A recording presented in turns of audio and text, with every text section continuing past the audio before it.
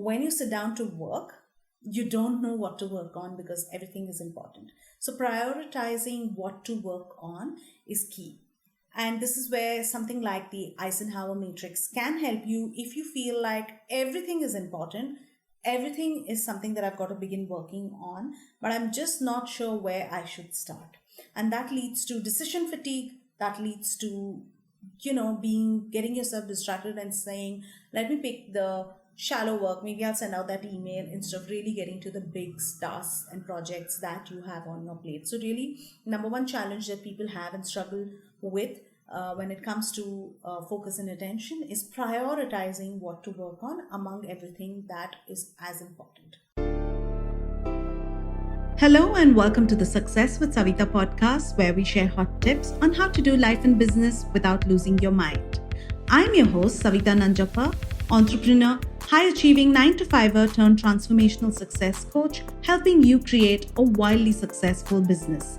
Come hang out with me and other fabulous humans like you every week for stories and chats packed with a healthy dose of tips, resources, how-tos, and real talk. Side effects may include a happier and more confident you with each passing day. Hi, and welcome back to the Success with Savitha podcast. And today I'm doing a solo episode. In fact, we plan to do a lot of these solos, and we look at having 2 episodes come out per week, one with the guest interviews, and the second where I'm going to be coming in solo and talking to you in these bite-sized time blocks of, say, 10 to 15 minutes. After my last episode on productivity and how to begin to identify what is really holding you back, what is impacting your productivity, a lot of people got back to me in my Instagram, on my DMs, and said that they were struggling with attention. What I spoke about was the 3 areas that have an impact on your productivity. 1 is time, 2 is attention, 3 is energy. And what energy boils down to is if you are not managing your sleep, your motivation levels, your mental health, emotional health, physical well-being, exercise, nutrition, if you're not taking care of all of that, then you feel exhausted. And time is when you don't manage your time well, you don't schedule well, the hacks that you use to really take care of how you plan your day and how you schedule your day is the area under time management. And finally, attention is how much you're able to focus without being distracted. That means when you do sit down to work, whether it's 1 hour or whether it's 8 hours, how much of those 8 hours of your workday you're actually able to spend in deep work or being fully present, fully mindful, fully focused. Sure, you may not be able to do that for 8 hours. And a lot of people seem to be struggling to get things done and focus even for an hour or 30 minutes. So today I'm going to talk about what you can do to improve your focus problems and what could those focus problems be and how they are broadly identified. So there are different types of focus problems or different types of problems that lead to impacting your attention levels. And one of them is when you sit down to work, you don't know what to work on because everything is important. So prioritizing what to work on is key. And this is where something like the Eisenhower matrix can help you if you feel like everything is important.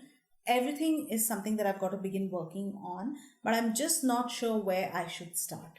And that leads to decision fatigue, that leads to getting yourself distracted and saying, let me pick the shallow work, maybe I'll send out that email instead of really getting to the big tasks and projects that you have on your plate. So really, number one challenge that people have and struggle with when it comes to focus and attention is prioritizing what to work on among everything that is as important. The second thing that impacts your focus problem is finding your one thing to do, right? It's similar to the earlier one, prioritizing what to work on. And that could be 1, 2, or 3 things each day. And then finding your one thing to work on, which is actually related to your goal. What is that one big goal that you're chasing? For example, at this time, for me, the priority may be to do the podcast episodes, to create 10 podcast episodes, batch them, have them edited, have them ready to go, to build that library stack. So I'm never having to always record 1 week prior before the episode comes out versus I have 2 to 3 months of content already ready. Maybe that's just my most important thing to work on if I want to grow the podcast. For someone else, maybe they're writing a book. They have everything that's important or everything in their lives which is equally important, but this at this time is that one thing that they need to focus on and get it done. Okay, so maybe it is writing 10 pages every day, or writing 10,000 words or 3,000 words every day. Figuring out what is that one goal that you're focusing on and narrowing down to that is the next thing that people struggle with, because again, there is not just one goal, but there are many goals. Feeling tired or procrastinating, right? Feeling tired is related to, of course, energy, but there's also something called as the decision fatigue. As the day goes on, the number of decisions that you've got to take increases, and I will talk about decision fatigue in a different episode. But as human beings, we're constantly making decisions at every single moment in our lives, right? What to eat, what to wear, what to say, what to order, what to decide, what to work on, which email to respond to, how to respond. So there are many decisions that you make. So what happens as the day progresses is that the number of decisions that you've got to make builds up, and you start to have decision fatigue. And that leads to tiredness as well. So that is where, when you have decision fatigue, you will use strategies like doing the hardest thing first, like doing your hardest task first and getting it out of the way, versus keeping it, doing all the easier tasks first. And then by the time you reach the end of the day, towards the end of your work day, you then have to begin working on the more difficult task and you feel exhausted. Procrastination is either, there are two reasons: either you're waiting for perfection, so nothing is ever fully ready or perfect, so you're putting it off, or the fear of that work seems already difficult, so you keep putting it off.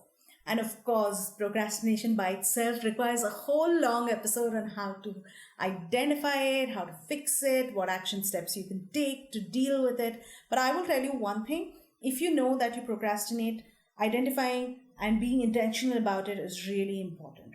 This is one of the reasons. So when you're trying to procrastinate, you sit down to work, and that's when you may find something else to work on instead of the most important thing that you should be working on. And then you have interruptions by people, and especially with the pandemic, we are all working from home and we are constantly interrupted by kids, by maybe if you have team members, people, couriers, delivery boys. There's so much going on, calls, and you're more distracted sometimes now working from home rather than when you were in an office earlier. Distractions and interruptions by people is one of the key reasons why, because every time you get distracted, to bring yourself back and start to refocus takes time and it takes effort. There's a lot of research done on how much time it actually takes for you to bring yourself back every time you're interrupted, and therefore minimizing interruptions, minimizing distractions is really key for you to be able to develop deep focus or be able to do deep work. And finally, finding the time to focus, right? This again relates to time management. When we are overall looking at what is impacting your ability to focus or pay attention, it is part energy, it is part managing your time, but it's also about prioritizing what to work on, not procrastinating, figuring out what your one big audacious goal is, figuring out how to deal and minimize interruptions. This is going to be a part of life. So I am not really sure you can eliminate it, but you can manage it and minimize it during the times that you really need to be doing your deep work. And then, of course, finding the time, scheduling the time so you can do deep work. This is important. Open your calendar, put down the time so you can focus on doing deep work is critical. Now you may ask, okay, you identify these problems. How can I therefore make sure that I start to do these hours in a day where I'm working on a specific project, so which I call as deep work time? So ask yourself every time when you're looking at your day, what time of today is my deep work time?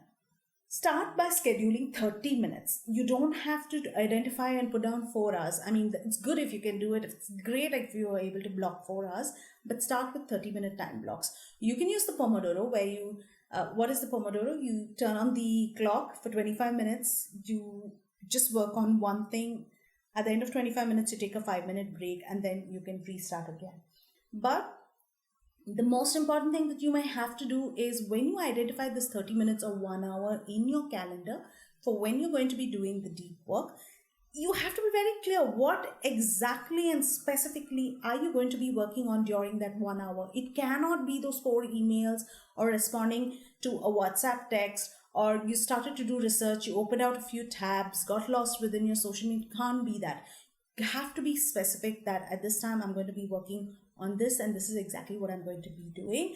And during that time, if it's possible for you, you can turn off all your notifications, put your phone on airplane mode. You can tell people that you absolutely cannot be disturbed unless obviously it's an emergency, and you yourself take steps to turn off the notifications, the pings, the calls that sometimes a really important person or a really important call that you may be waiting on can call at that time, and maybe you have to take it. But often there may be calls which you think are important to have that conversation, but can it be done after you finish this 1 hour time that you've allocated or 30 minutes that you've allocated for the specific task? And if the answer is yes, then do not take that call.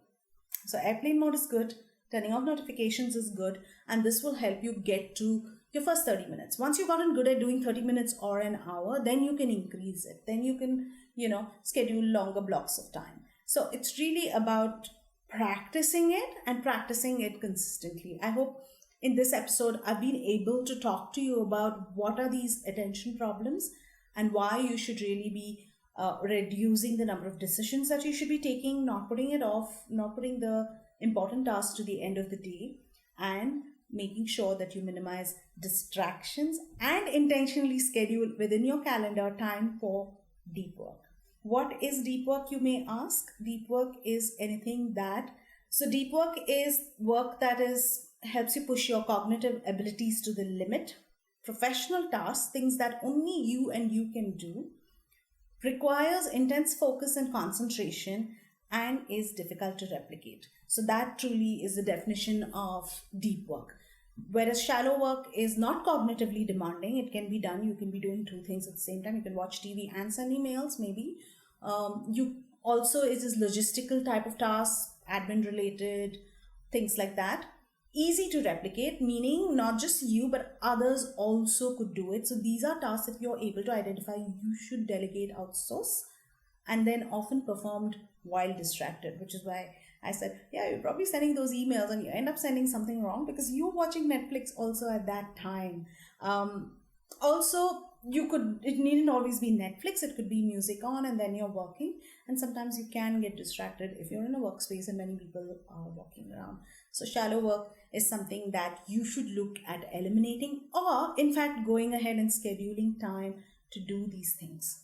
With that, keep your questions coming, and in my next episode, I'm going to still continue talking productivity and I'll cover a few more hacks that you can apply, and I look forward to seeing you next week.